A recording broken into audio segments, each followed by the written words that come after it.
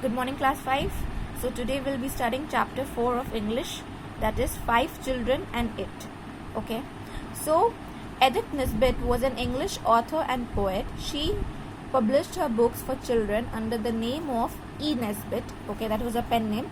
She wrote more than 60 books for children. She wrote tales of fantasy and magic, in which normal children come across an unusual character or event. And this story is also about 5 children who come across an unusual character. So let's start so that we can read it. Cyril, Anthea, Robert, Jane and the baby called the Lamb live in London, but their parents take them to stay in the countryside during the summer. The idea of staying in the countryside was wonderful for the children, who were used to rows of dull grey houses in dull grey streets with nowhere to go. So they were really excited to go. However, their father had to go away on business and their mother had to go away too. Cook and Martha look after them. But the children quickly grow bored. One day they decide to go outside and build a sand castle on a big gravel pit. Gravel pit is a place where gravel is dug out of the ground. Gravel is collection of small pieces of rocks used in laying roads. Alright? While digging, they come across a strange creature. Read on to find out their amazing adventure. So let's start. It's alive! Anthea screamed. Help! It will get away. What have you found? Demanded Robert. A rat? Perhaps it is a snake, said Jane, shuddering. No, said Anthea. It's too big for a rat and too furry for a snake. It's got hands and feet and it spoke to me. Leave me alone, said a husky voice. Husky voice is a voice that is low and rough. Make them all jump back.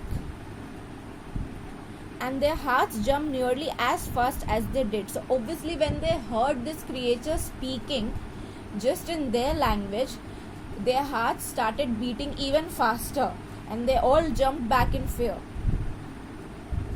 Please, please come out, Anthea said into the hole. I wish you would. So this is what they found. You can see this creature. They dug out. Okay. And they found this creature. These were the 5 children and this is the baby, the lamb. Alright. Moving ahead. Oh well, if that's your wish. Out of the hole wriggled a fat brown creature. So a fat and brown creature wriggled means came out. Okay. It was about the size of a large cat, but with arms and legs, feet and hands like a monkey's, long whiskers and pointed ears like a bat's. Its eyes were on stalks like a snail's horn. It could stretch them or shorten them.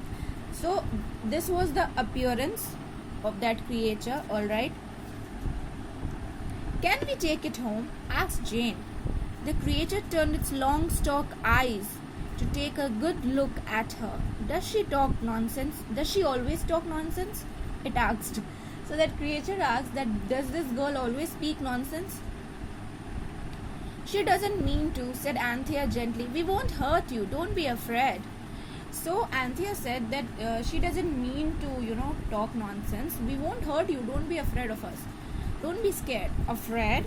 Repeated the creature indignantly. Okay. So indignantly means angrily, because the creature thought that it was not fair for the children to ask, that it was afraid. Why would it be afraid? Me? Don't you know a Psammead when you see one? A Psammead? Repeated Anthea. What's that? So that creature was a Psammead. Alright? He said, don't you know a Psammead when you see one? So Anthea said, Psammead? What's that? A sand fairy. So a Psammead is a sand fairy and it's all fictional. Okay, it's nothing true. It's all fictional, let me tell you. It said crossly. Now go away. Fictional is something that is out of imagination. It's not the truth. Now go away. It wriggled down into the sand again. So it again moved into the sand. Please don't go, cried Robert. You're the most wonderful thing I have ever seen. So Robert says that please do not go. You are the most wonderful creature I have ever met. Please don't go.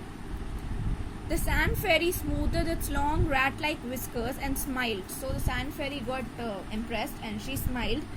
And it smiled, sorry. How long have you been here? Asked Robert. Ages. Means, uncountable years maybe. That's why she is not saying the years. It could have been 100 years, 1,000 years, much more than that. Said the Samiad. Thousands of years. Okay? Thousands of years. Where are the other Samiads? Asked Robert. The Samiad's head and whiskers drooped. Drooped means, it bent down in sadness. It is very sad. The children used to build castles on the beach for us to live. But they would dig moats. Now what's moats? Deep, wide holes that are dug around a fort or a castle to protect it from being attacked. And that holes are filled with water, alright. And that nasty sea would rush in. So in that hole, that nasty sea, the sea water used to get into that holes. So Cyril asked, wasn't that fun? Wasn't that funny for you all? Didn't you enjoy? Fun? Said the Samiad. We are delicate creatures. If we get wet, we catch cold and die. So there were fewer and fewer of us. Now goodbye.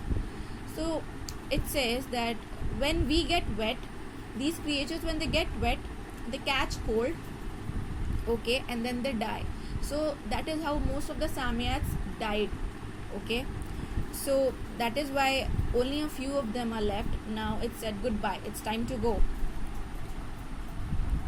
Please stay, said the children, and Jane added, can you grant us wishes like a real fairy?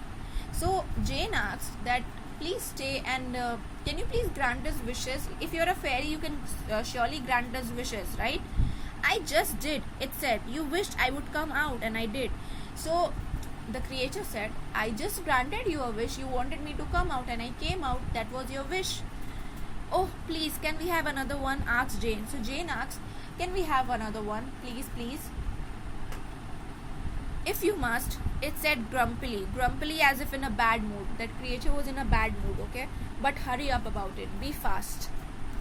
Please, said Anthea, remembering a wish that she and Jane had talked about. We wish we were very, very beautiful. So she asked for being beautiful. The Samiad stretched out its eyes on their stalks and seemed to hold its breath and pull itself out until it was twice its normal size.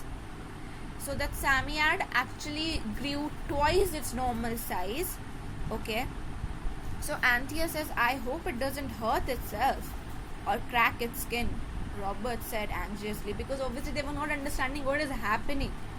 Then the Samiad suddenly let out its breath and collapsed down. Collapse means again it came back to its usual size, shrunk back. I hope that didn't hurt, said Anthea. Just my whisker, it said. You are a kind and thoughtful. Thoughtful means someone who cares for the needs of other people. Quickly, it buried itself in the sand again. The children looked at each other. Each of them was looking at three astonishingly beautiful faces. Okay? So it was like looking at strangers. If it hadn't been for their clothes, they wouldn't have been each other. They wouldn't have known each other. So the sand fairy actually granted them the wishes, and those kids who asked for it became very, very beautiful that it was hard for the other kids to recognize them. Cyril, you look like a golden-haired angel, said Cynthia. It's not like you. I think I liked you and Robert better before. And you two girls look like silly greeting cards, said Robert. Let's go home. It must be dinner time. So they, just compliments and tease each other, and then they decide that let's get back home. It's going to be dark now. It's dinner time. I'll carry the lamb, said Anthea. The baby who had woken up took one look at her and howled. So obviously the baby didn't recognize Anthea anymore. So it howled in pain and sadness because it just woke up, and it was like some stranger is picking the baby up. When the children tried to pick them up, he only fought and kicked. It was an hour before the lamb would let them carry him home, And by that time, the lamb was as hungry as a lion and as thirsty as a desert. So the baby lamb would not allow them, to pick it up before an hour. Like it's almost 1 hour, and then it allowed, and then they took the baby, and then they went home. And the baby, when reached home, it was very hungry and very thirsty. When they reached the house, Jane was almost falling under the lamb's weight. She was glad to hand him to Martha. Obviously, she had carried the baby for a long time, so she got tired, and she was glad to hand him to Martha. Okay, Martha was a caretaker who was waiting for them at the door. Martha snatched him from her. So, Martha could also not recognize Anthea and Jane, the girls. Who on earth are you? She demanded. What are you doing with our baby? So she didn't recognize them. So she asked them that, who are you? I don't recognize you. And what were you doing with our baby? We are us, said Robert. I am Robert, and I am Cyril, said Cyril. Let us in. Please, we know we look different, began Anthea. She said that, okay, I know we are looking different, but we are us. Please let us in. I don't know who you lot are. You lot means you all are. And what you are up to, snapped Martha. So she said that in really scared and feared and angry. But if our children put you up to this, they'll be in trouble. Shoo! She shut the door in their faces. So, she didn't recognize them. And so she shut the door at their faces, and the children were banged at the door. Okay, they tried to bang the door and rang the bell, but it was no good. They didn't open the door. Martha didn't open the door.